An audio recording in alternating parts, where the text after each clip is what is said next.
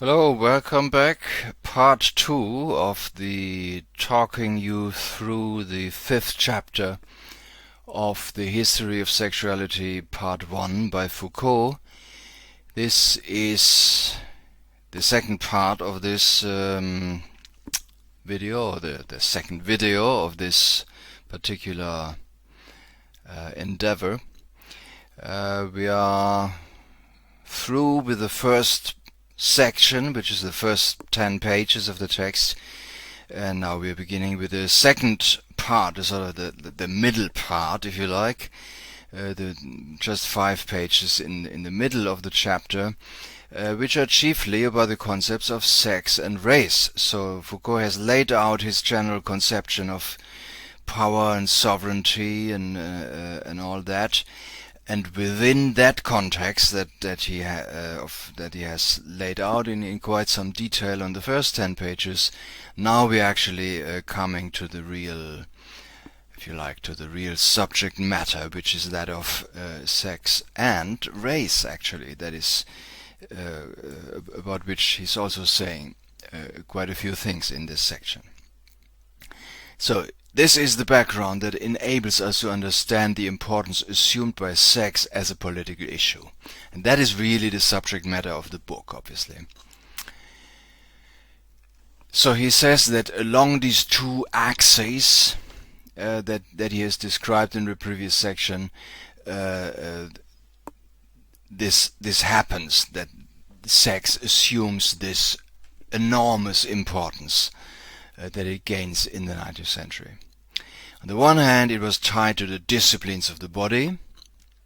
On the other hand, it was applied to the regulation of populations. These are the two principal avenues of the modern form of power that he's talking about.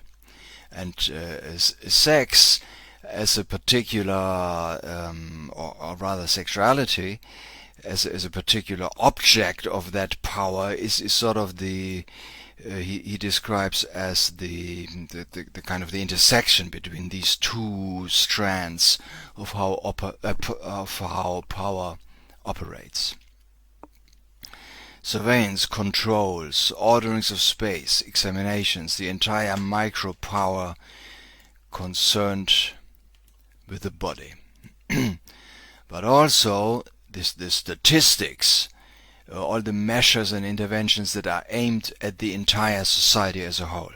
So sex was a means of access both to the life of the body and the life of the species. This is why in the 19th century sexuality was sought out in the smallest details of individual existences. It was tracked down in behavior, pursued in dreams. It was suspected of underlying the least follies. It was traced back in the earliest years of childhood. It became the stamp of individuality, at the same time what enabled one to analyze the latter and what made it possible to master it. So all this, so he talks about the 19th century here, but to me all this sounds very much like almost a summary of psychoanalysis. This is what Freud obviously does. And I suspect this is because for Foucault, certainly, what Freud does is sort of summarizing all these tendencies that have developed over the previous at least half century say the second half of the 19th century. And I think this is probably how Foucault would see Freud as the person who summarizes these and systematizes these tendencies and kind of puts them into a form of a specific new discipline. So all this sex becomes the theme of political operations, economic interventions, ideological campaigns, etc., etc. Sex is the index of a society's strength, revealing its energy, its biological vigor, and so on. So all these things you can see in Foucault's account in the 19th century, sex is loaded with an enormous amount of functions. So all these things have to be done by poor old sex.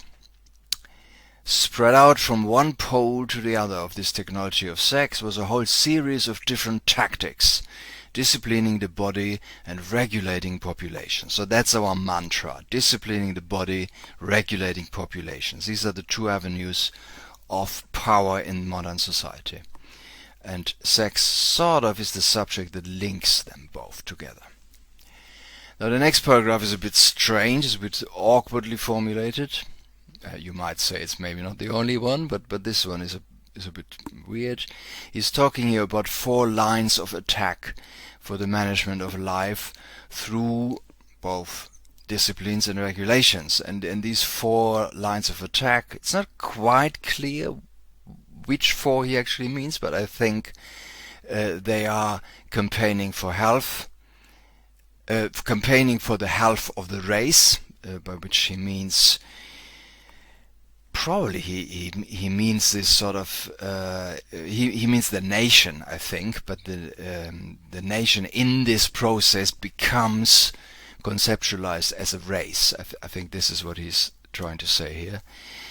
Disciplines or campaigns for the health of the children. This is particular about the regulation of children's sexuality, or at least what the adults think is the children's sexuality, the health of the family, and the health of society as a whole. So I think these are the four lines of attack that he describes here. And he goes through, and this is quite characteristic of the text as a whole, that he goes in variations, he goes through his 2 main avenues, discipline and regulation, and how sex is operationalized in this context to create this modern form of society. So the sexualization of children is one of the big themes here. So the idea that basically adults sort of project an adult notion of sexuality onto children, whose, if you like, eroticism, if you want to call it that, is of course quite a different thing, and it's not remotely the same thing what for adults is sexuality. So if children, if you follow Freud, obviously, if children have something like a sexuality, it is certainly something completely different and not at all compatible with what we consider sexuality. But you have in the 19th century this idea that children have that, they have sexuality, and that it needs to be regulated, because there is this perceived danger of precocious sexuality that in the 19th century was assumed to have all kinds of very dangerous consequences.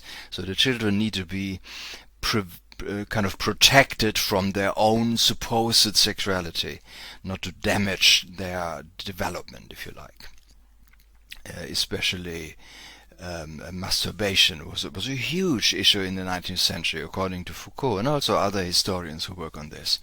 So it was almost an obsession that adults were assuming children were just constantly occupied with masturbation, and that this creates huge problems for their development. This is one of these things he's thinking of here. But then what he calls the hysterization of women, that is the idea also developed in the I guess in the last third of the 19th century, that women by nature are hysterical. So the word hystery is obviously derived from the Greek name of the uterus. So the word hysteria, already the word indicates that this is something that only affects women. So the idea that men could have mental illnesses, which is what the 19th century people refer to as hysteria, that didn't occur to them, or at least they didn't admit it, or they didn't certainly didn't put much emphasis on that. So hysteria is a women's problem. This is what Foucault refers to as the hysterization of women. So basically if you like, the medicalization of the supposed mental health problems that women in particular have. This is another one of these lines of attack, if you like, how this new power is working. carried out in the name of responsibility for the health of the children, of the family, and of society. These are the different strategies. Now the next section, he talks about blood. This is another typical Foucault sort of thing where he's trying to demonstrate a change in the overall structure of what power means to society through looking at the change in the meaning of a particular word. And that word or concept is blood. So obviously the idea or the notion of blood had a role also in pre-modern society or in early modern society, but it has a different one. The same word or the same concept has a completely different function in 19th century modern society. Now he writes the following: for a society in which the systems of alliance, the political form of the sovereign, the differentiation into orders and castes, and the value of descent lines were predominant, so that is pre-modern or early modern still society, aristocratic and feudal societies.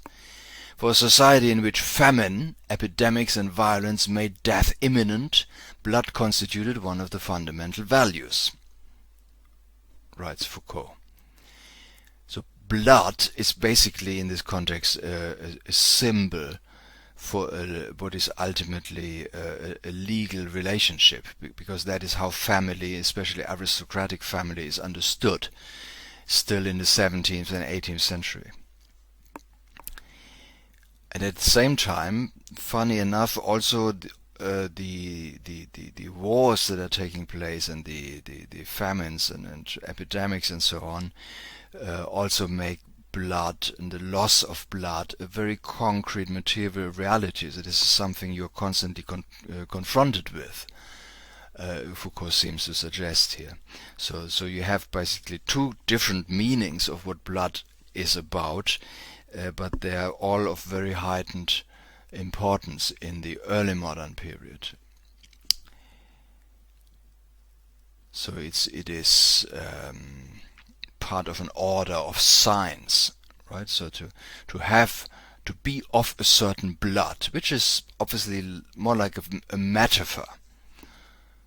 Although I'm not totally sure how they actually saw that in the 17th, 18th century, but I think they did understand that if you say somebody is of, like we say, somebody is of blue blood, they obviously understood that the blood isn't actually blue, right? So this is a sort of metaphorical use of the idea of blood.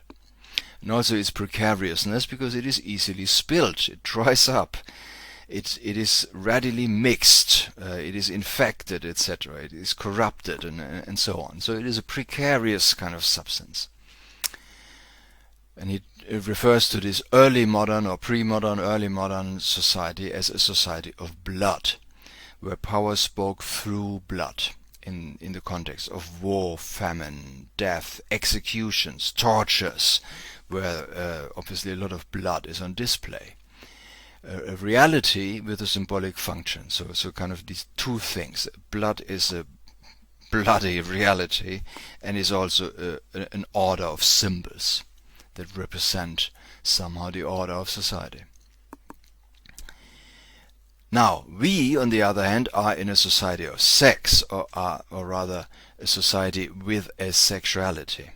And here the mechanisms are completely different. The mechanisms of power are addressed to the body, to life, to what causes it to proliferate, the body or the life, to what reinforces the species, its stamina, its ability to dominate in war, etc., in modern war, or its capacity for being used. That, I guess, refers to the economy. And for these, in all these contexts, health, progeny, and race, the future of the species, the vitality of the social body, for all these things, sexuality is key for the state, right? So we are still talking about the strategies of power in the modern society. The power of the sovereign, and the sovereign now is obviously the state. as opposed to an individual ruler in pre-modern times. The modern state takes that role of being the sovereign. And it's not a mark or a symbol, it is now an object and a target. So a target of policy, basically, in the context of modernity. Now here are some key formulations. I'm looking for the reasons for which sexuality, far from being repressed in the society of that period, 19th century, on the contrary, was constantly aroused. So that is one of his trademark claims in this book, that he says that historians of the 19th century have always presented the 19th century as this prudish kind of period where sexuality was suppressed and repressed and nobody really wants to talk about it. And he says actually they're talking about it constantly and they're not at all repressing it, they're actually arousing sexuality. So this is his big sort of his big claim in this context here. And I think he actually has a point, so this is quite interesting, especially if you look at it from today's perspective, where we live in a society where there's absolutely no, well, there are probably some aspects of repression or suppression of sexuality, but on a whole, we live in a society where talking about and showing sexuality is omnipresent. It's just everywhere. It's constantly there. Obviously, only in particular forms. So in some other, it is only constantly there in particular forms that are functional for that modern type of society. So I think if you look back at this, obviously Foucault's text is 50 years old, and he's looking back to the 19th century, so another 100 years. But if you look at this from now, for me this makes an awful lot of sense. So I think he probably sensed something that was beginning in the time that he was writing, that is complete, what some people call the desublimation of sex and sexuality in our current society. I think Foucault sensed that or perceived that, and he sort of looks for the origins of that in the 19th century. And he says, well, already in the 19th century this thing is happening, that there's this constant discourse about sex and sexuality that actually arouses sex rather than suppressing or repressing it. So society moves from a symbolics of blood to an analytics of sexuality. Clearly, nothing was more on the side of the law, death, transgression, the symbolic and sovereignty than blood, just as sexuality was on the side of the norm, knowledge, life, meaning, the disciplines and regulations. So this is perhaps one of the key sentences in the text here that expresses the great transformation that he's describing.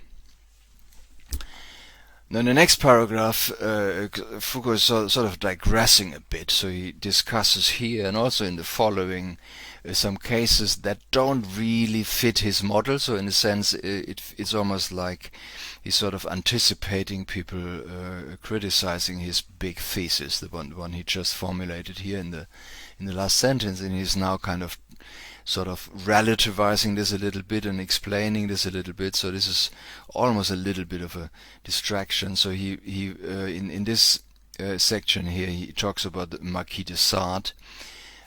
Obviously you might know the name. De Sade was a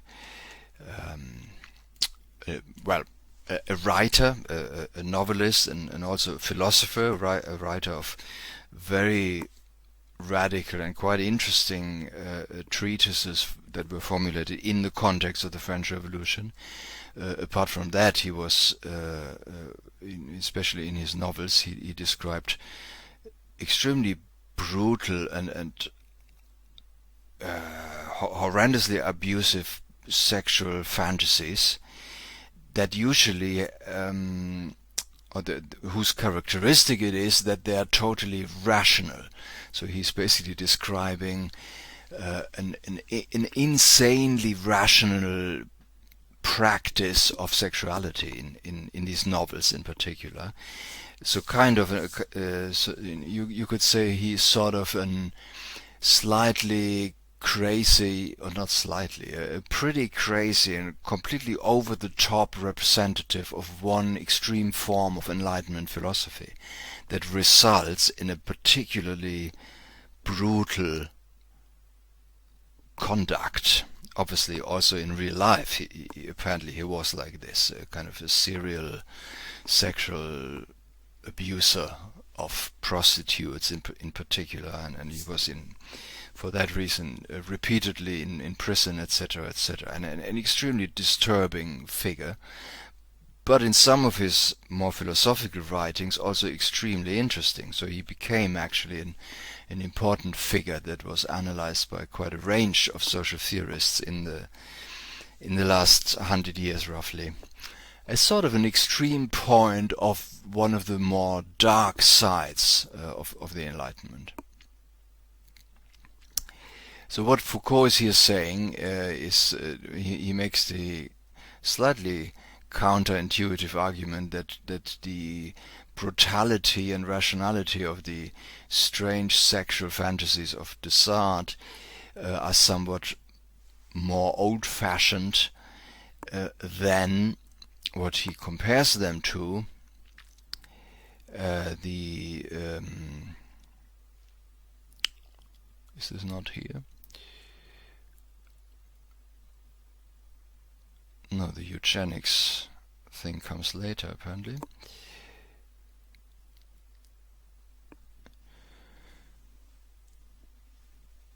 I'm already in a different. I was thinking of a different passage that comes later, where he compares de Sade to the early eugenicists.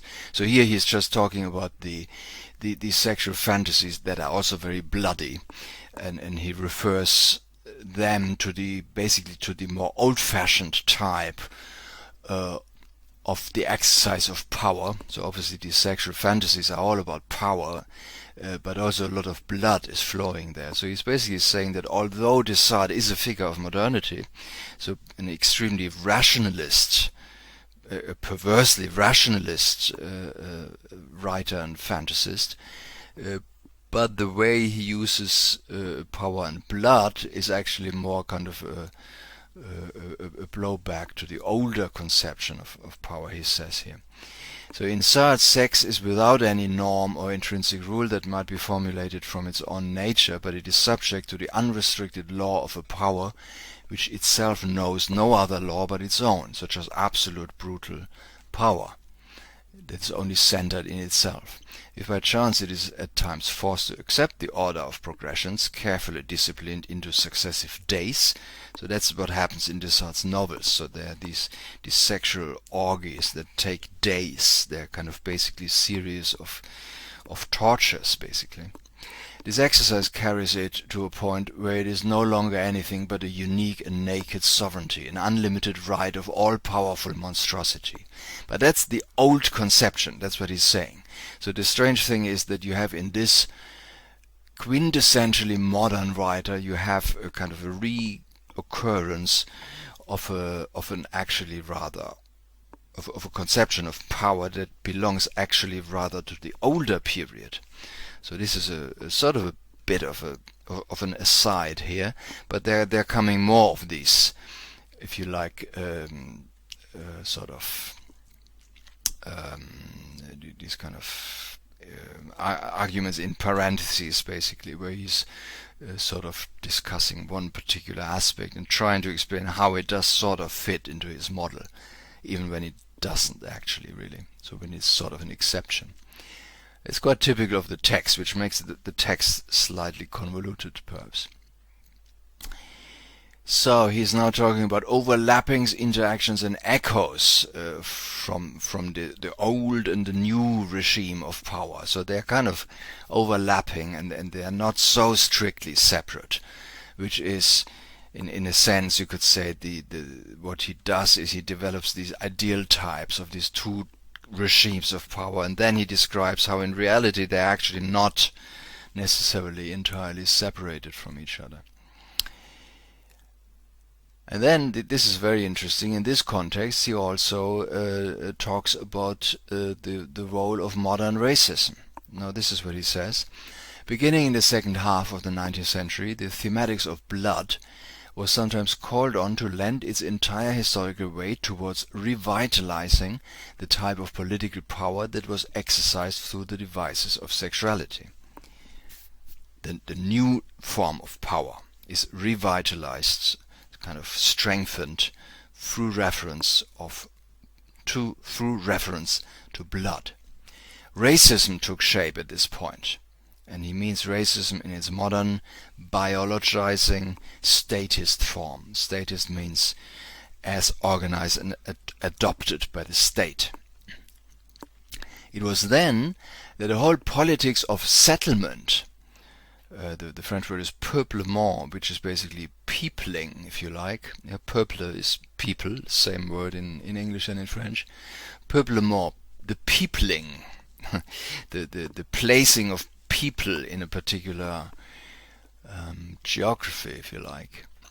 The whole politics of settlement, family, marriage, education, social hierarchization and property, accompanied by a long series of permanent interventions at the level of the body, conduct, health and everyday life, received their color and their justification from the mythical concern with protecting the purity of the blood. This is where this idea of blood basically has a new lease of life in racism. In ensuring the triumph of the race, Nazism, so German National Socialism, was doubtless the most cunning and the most naive, and the most cunning because the most naive combination of the fantasies of blood and the paroxysms of a disciplinary power. So,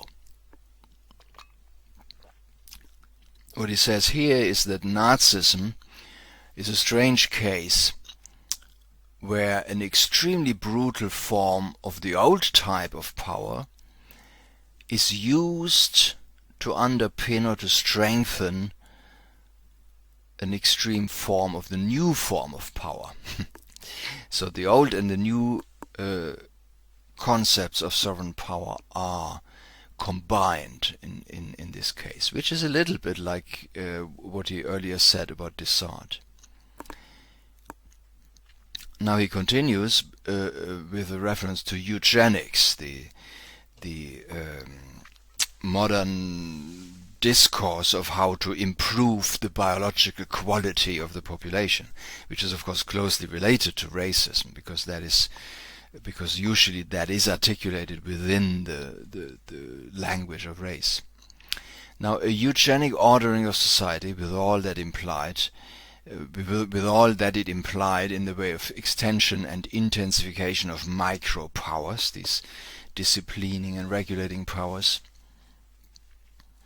in the guise of an unrestricted state control, organization by the state, was accompanied by the oneric exaltation of a superior blood. Oneric means dreamlike, and that is obviously the case with the Nazi concept of race. The latter implied both the systematic genocide of others and the risk of exposing oneself to a total sacrifice. You may remember the policy of Hitler was deliberately directed towards destroying basically the German nation if it fails to win the World War, which Hitler obviously understood as a war against the Jewish race, as he saw it, because he understood everything that was global and international he understood to be Jewish, so that these words are almost synonymous in Hitler's mind, Jewish and world. So he was fighting this world war, which he often referred to as the Jewish war, because the world aspect of that war was for him something Jewish, and he was on the one hand committed to committing the genocide of the Jews, but he was also committed, should that fail, to basically destroy his own nation, which is of course very different from how ordinary politicians, including ordinary imperialists and warmongers, usually proceed. So they don't have this apocalyptic mindset. So Foucault describes this briefly as being sort of a special case. This is followed by another digression, which is now about psychoanalysis, and he's basically trying to explain here why psychoanalysis, which he sees basically as one of a force that reinforced the compulsion to talk about sex and sexuality all the time, and which of course you do in a Freudian psychoanalysis. So you do talk a lot about sexuality. So Foucault sees this as a result of this general 19th century tendency to constantly evoke sex and sexuality, and but at the same time he credits Freud and Freudian psychoanalysis to have been anti-fascist. So Freud was opposed to the paroxysms and the racism of the fascist regime, and he tries to give a hint at a historical explanation to that, but this is actually again rather something in parentheses, which doesn't actually drive forward very much the argument. Now we're coming to the third section of the chapter, and this contains probably the most famous aspects of his argument on sex and sexuality. Namely, this is chiefly a critique of the concept of sex as being sort of, we would perhaps say, essentializing or kind of spiritualizing or perhaps fantasizing. So he's actually arguing that sex doesn't actually exist.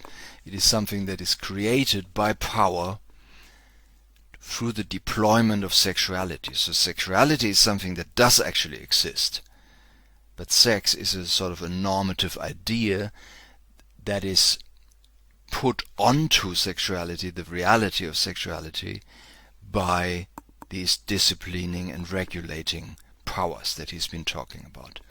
That is what the remainder of the chapter, basically the last 10 pages roughly, is about.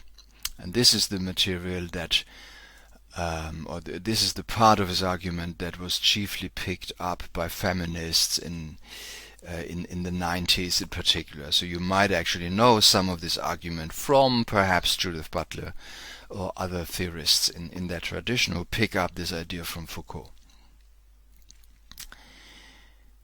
So this section starts, funny enough, with a kind of an imaginary critic. So you can see here from this line here that you see the quotation marks. So this whole section here is basically sort of imagining what a critic might say about this argument. So I'm passing this over because this is basically he kind of caricaturing what somebody might object to his argument, and then follows what Foucault would say to defend his argument against this imaginary critic. So he's saying that the deployments of power are directly connected to the body. So that's how he emphasizes what he would probably describe as sort of the materialism of his position. And here you have a formulation that is perhaps sort of summarizing the key argument in this section of the chapter. The biological and the historical are not consecutive to one another, so one following after the other, as in the evolutionism of the first sociologists. So these first sociologists, Foucault argues, assumed that there is biology, and that's sort of already there, and then history follows on from that. But, he says, they are bound together in an increasingly complex fashion in accordance with the development of the modern technologies of power that take life as their objective. So basically he's saying that power creates biology as a discourse, implying that it is actually not a reality that precedes power. So there's not the object upon which power then operates, but it is rather the other way around, that power actually creates that object through its operations. That would be in a nutshell Foucault's argument in this last part of the chapter. And this is why he describes what he's doing here as a history of bodies, and the manner in which what is most material and most vital in them has been invested by power. So power uses these bodies and shapes and creates them, and thereby creates such things as the idea of sex.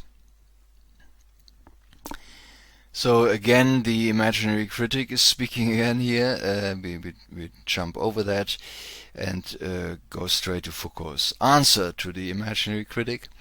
Now it is precisely this idea of sex in itself that we cannot accept without examination. By we he means himself, obviously. So the argument of Foucault's argument focuses on the idea of sex in itself. Sex as something that exists as such, and this he is disputing. So sex is rather, in his perspective, a complex idea that was formed inside the deployment of sexuality. So sex is an effect of the deployment by power of sexuality.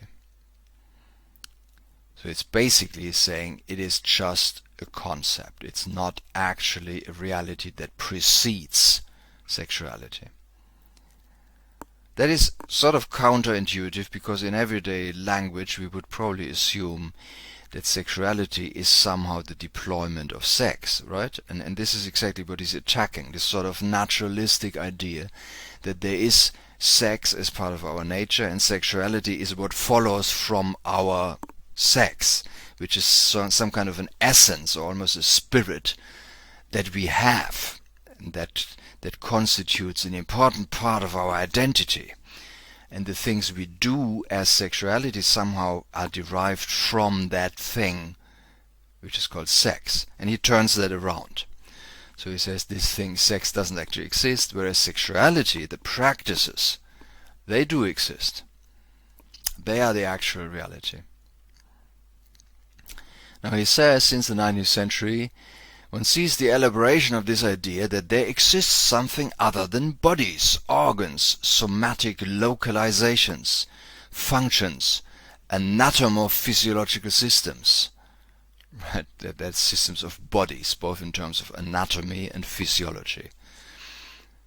I think that means anatomy is basically the skeletal structure of the body, and physiology is how the body actually works, how the body moves. So on, these are all aspects of the materiality of the body. Sensations, pleasures. And against that there is now this idea coming up in the 19th century that there is something else, and something more, with intrinsic properties and laws of its own, sex. So this is the strange, mysterious creation of the 19th century, or of power in the 19th century. Sex, which is sort of like a soul or a spirit, and for me also it sounds quite a lot like Marx's concept of the fetish, actually, if you remember, if you think back to the concept of the commodity fetishism, where the idea of value is quite similar to how Foucault talks about sex. It is something that results from a specific societal practice. In Foucault's case here, that is sexuality. In Marx's case, that practice is commodity exchange and labor as organized in the form of wage labor through the sale of labor power and so on. And it creates the idea of some essence that somehow directs all this, which in classical political economy is called value. And here's something very similar happening. So these practices of sexuality, they create this notion that there is this essence in there, which is called sex. And Foucault says, no, it's actually not there, it doesn't exist. So hysteria, or which is basically just another word for mental illness in the 19th century, was interpreted in this strategy as the movement of sex, insofar as it was the one and the other, whole and part, principle and lack. In the sexualization of childhood, there was formed the idea of a sex that was both present, from the evidence of anatomy, and absent, from the standpoint of physiology, right? So the sexual parts are there anatomically, but they don't actually work. So physiologically they are not there. Present too, if one considered its activity, and deficient if one referred to its reproductive finality. So that means in this idea that the children are masturbating and that this constitutes a sexual activity. Sexuality or sex is there because in the perception of the adults at least this is what they're doing. So sex is there, but it is also absent or deficient because in the 19th century mind sexuality is linked to reproduction. That is its finality, finality meaning purpose. And as this purpose is obviously not there, it is this sexuality isn't really there, so it is deficient. So it is there, not there at the same time. So he plays around with these ideas that this concept of sex refers to something that is both there and not really there, especially in the case of children, in the mind of 19th century folk.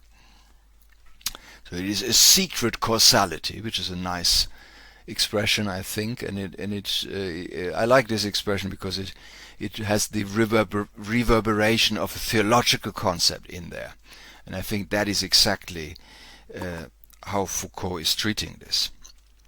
And this also this now reminds me actually a bit of Auguste Comte, if you remember. Comte's main thing in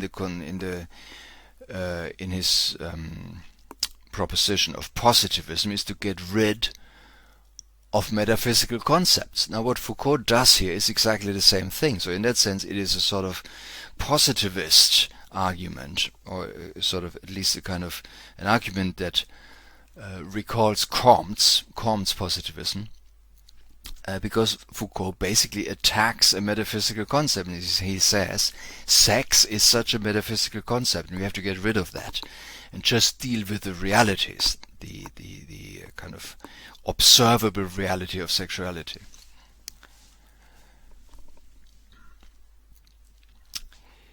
So what happens in the 19th century is that perversions are psychiatrized. So all these not normal sexual practices are given a meaning by being interpreted as being perversions. So they're not proper, they're not adequate, they don't follow the norm. So they fall foul of the regulating regime of state and society. One example is what in the 19th century is indeed discussed as sexual fetishism, which is much closer to so that's different from the Marxian concept of fetishism. This is the Freudian concept of fetishism, which is directly derived from 19th century psychology, where you have these discussions about the fetishism of aprons or the fetishism of high-heeled shoes and all this kind of stuff, where basically the idea is that certain objects have sexual power, or they have the power to arouse sexually, when obviously these objects themselves have no power at all. They're just objects onto which obviously the fetishist projects certain powers that they supposedly have. So this is again similar. So it's the same kind of pattern of thought here, that Foucault plays through in a number of further examples. So this is all about basically deviations from the norm that have to be pathologized. They become basically illnesses.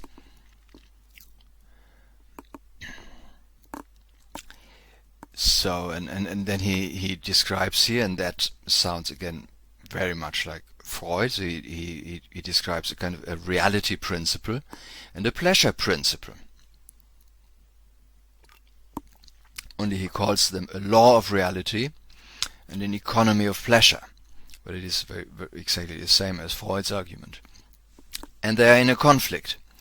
And then he describes things like coitus interruptus as a sort of fraud.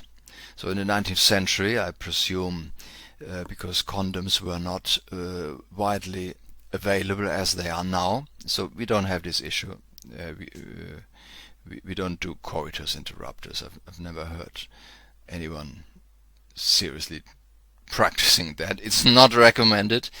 We have condoms for that. But in the 19th century, obviously, that was sort of a ruse, a cunning way to get the pleasure without having to pay the price for it. Obviously, you trick the reality principle. So the consequences that normally result from coitus by interrupting it at the decisive moment, hopefully. Don't try that at home. So this is one of the examples he's giving here where people sort of try to navigate between the reality and the pleasure principle. It is apparent that the deployment of sexuality with its different strategies was what established this notion of sex. And in the four major forms of hysteria, onanism, fetishism, and interrupted coition, it showed this sex to be governed by the interplay of whole and part, principle and lack, absence and presence, excess and deficiency, by the function of instinct, finality, purpose, and meaning of reality and pleasure, and so on. So you have this whole machinery of regulating and disciplining that shapes the reality of what actually happens.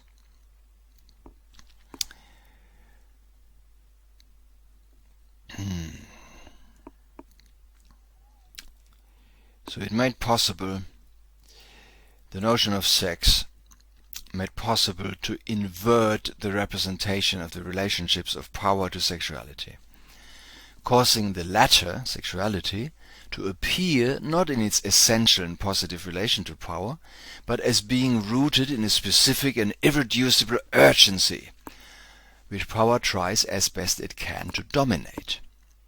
Thus, the idea of sex makes it possible to evade what gives power its power.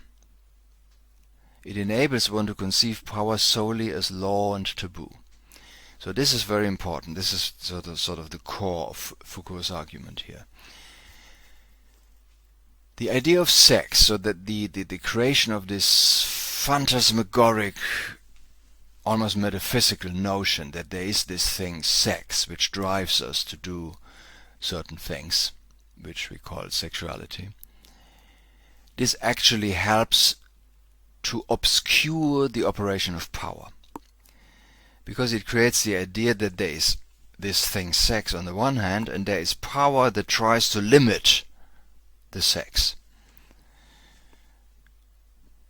Which in reverse obviously means, if that is so, then obviously it would be a good idea to strengthen sex, to have more of it, basically to escape and to liberate this thing, sex, from the limitations imposed by power. So you would have an antagonism between sex on the one hand and power on the other. And Foucault's argument is that is not so, because sex is actually a product of the way power utilizes the practical reality of sexuality. That is sort of in a nutshell Foucault's argument here. So it's an illusion that there is this thing sex, and it is further illusion that this thing sex could be seen as an antagonist of power. It is not an antagonist. It is actually a product of power. That is Foucault's argument. And here you have this wordplay that what gives power its power is exactly the deployment of sexuality. So power becomes powerful by deploying sexuality, which is a real materiality, a real thing. And the idea of sex is a product of this process.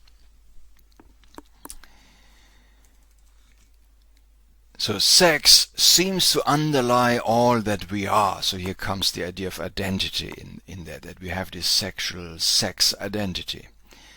That point which enthralls us through the power it manifests and the meaning it conceals, and which we ask to reveal what we are. So we ask the sex to reveal what we essentially are. So what is our real inner identity? And to free us from what defines us. And that is doubtless but an ideal point made necessary by the deployment of sexuality in its operations. That is the famous operation here.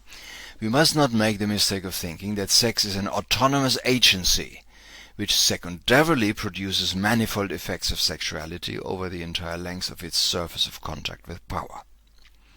On the contrary, sex is the most speculative, most ideal and most internal element in a deployment of sexuality organized by power in its grip on bodies and their materiality, their forces, their energies, sensations and pleasures.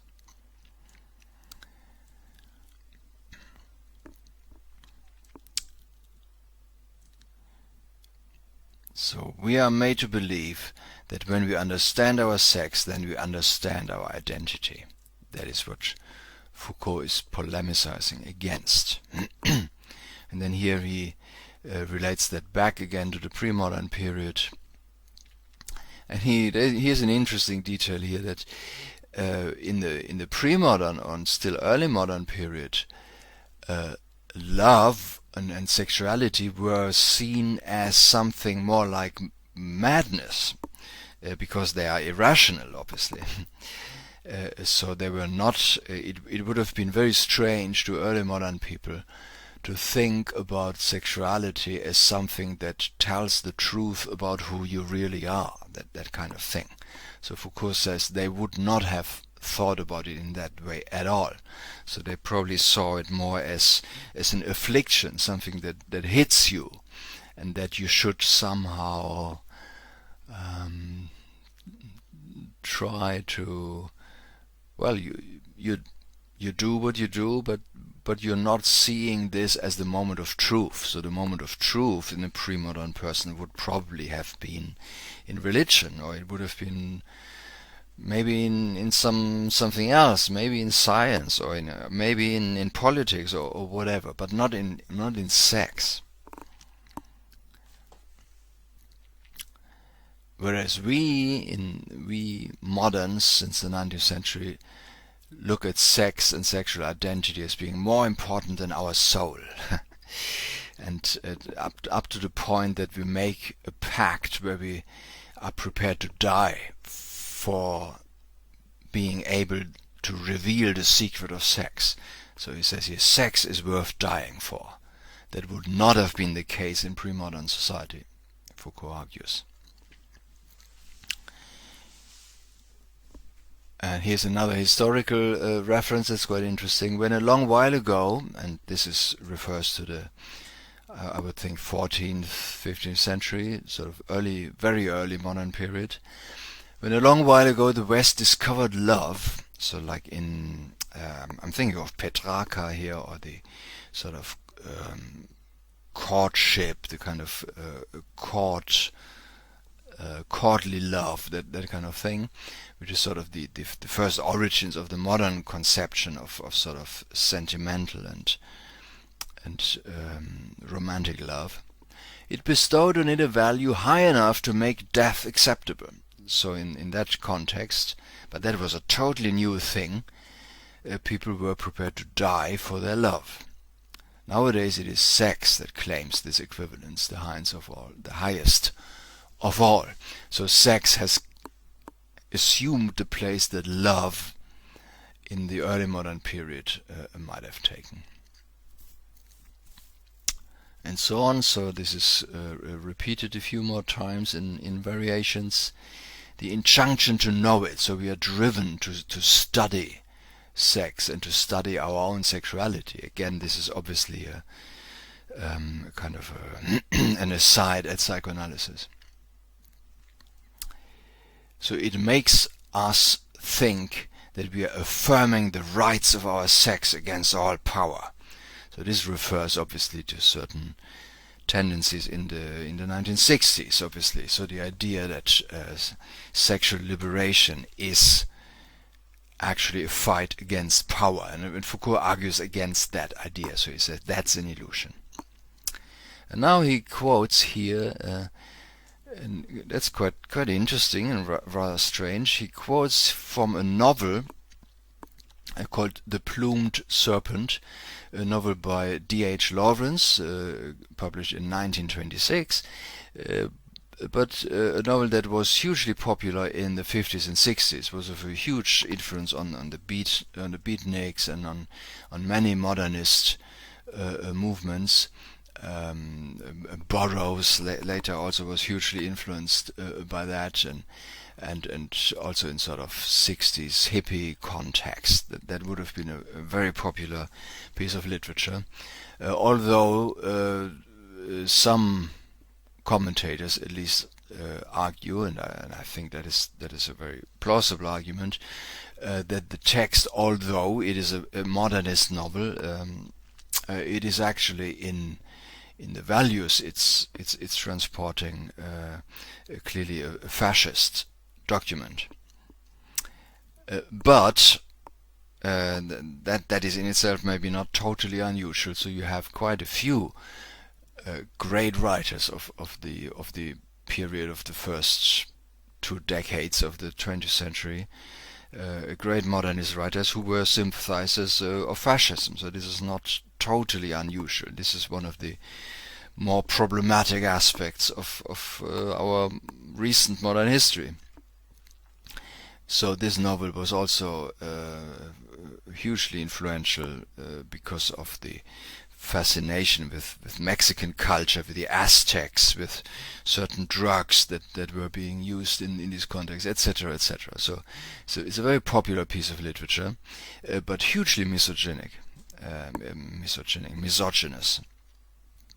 And in that respect, I feel it somehow echoes a little bit Sade. So also a modernist, totally modernist writer that is at the same time rather extremely unpleasant in many respects.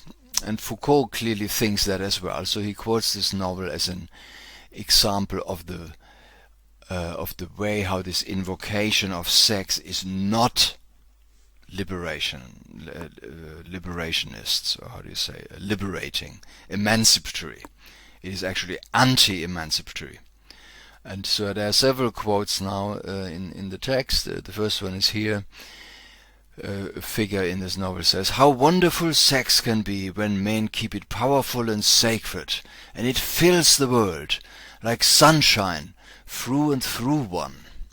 So you can clearly see, and that's Foucault quotes it for that reason, it has an almost theological undertone. So sex is almost like a new religion. And obviously in the 60s you had certain cult religions that were entirely focused on the supposed liberation of sex. So that's what Foucault is arguing against here. And that is, in terms of practical political implications of Foucault's text, that would be the main point. Sexuality is a very real historical formation. It is what gave rise to the notion of sex as a speculative element necessary to its operation.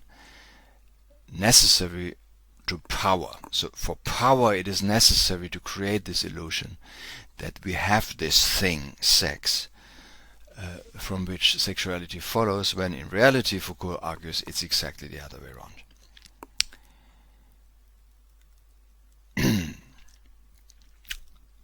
And now there is another quote from D.H. Lawrence, which further underlines Foucault's point here. Now our business is to realize sex. So that is sort of the mantra that D.H. Lawrence, this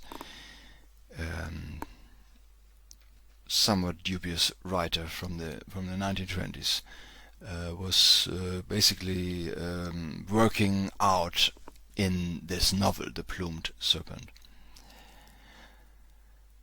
And then Foucault says, so this we're coming now to the very last pages of the book. Perhaps one day people will wonder at this. They will not be able to understand how a civilization so intent on developing enormous instruments of production, a modern capitalist civilization, and destruction, found the time and the infinite patience to inquire so anxiously concerning the actual state of sex. So it's kind of funny, this last passage. So he's kind of pretending to be sort of or kind of imagining how in the future some people looking back at our period might just ask themselves, how strange that they are so obsessed with sex when they had so many actually much more interesting things to do. So Foucault is implying here, and I think that's what he's trying to say here, that our civilization is so rich in absolutely marvelous and unprecedented things that it is strange that we focus so much on trying to solve the riddle of sexuality when we have so many much more complicated and interesting riddles that are actual riddles of science and how to make stuff and so on and so forth. This is basically what he's sort of slightly sarcastically in the last couple of pages of the book. What he develops here, and he says is, in particular, they will be surprised to see that in the 19th and still in the 20th century, people talk about the repression of sex. So we talk about society as if it tries to silence sex, when actually Foucault says it is the noisiest of our preoccupations. There's so much noise about sex. Everybody's constantly talking about it. That's what he's saying. And obviously that is very sort of in a sarcastic mode on the last pages of the book here. And then even more sarcastic, and they will be surprised, these future people looking back on us, how we came to congratulate ourselves for finally having broken free of a long period of harsh repression, a protracted asceticism greedily and fastidiously adapted to the imperatives of bourgeois economy. So he makes fun of this whole conception, which was a huge influence in the 1960s and in the student movements and other movements, the yippies and hippies and so on, who had this idea that the liberation of sex is somehow a weapon against bourgeois society and its capitalist mode of production. And Foucault is just laughing about that. So that's just totally wrong in Foucault's perspective.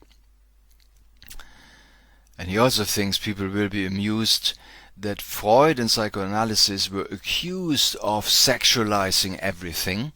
That's what pansexualism means, or pan means all. So to see sexualism or to see sexuality everywhere, so this is obviously what Freud was accused of. And then he says, but the real surprise here is, or the strange thing really is, not so much that people accused Freud of doing that, but rather that people didn't understand that Freud was really only reflecting something that was already happening. So Foucault says Foucault's discovery that there is sex and sexuality everywhere, it simply reflects the fact that this was the reality, or is the reality of modern society, that everything is sexualized. Only Foucault thinks that this is not a good thing. that is the argument here. Yep, this is that. And then still in the sarcastic mode here, he says that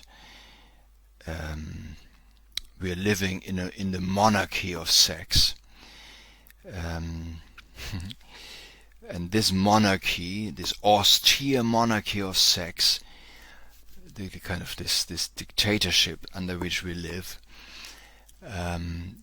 makes us dedicated to the endless task of trying to figure out its secret, the secret of sex, to make it confess.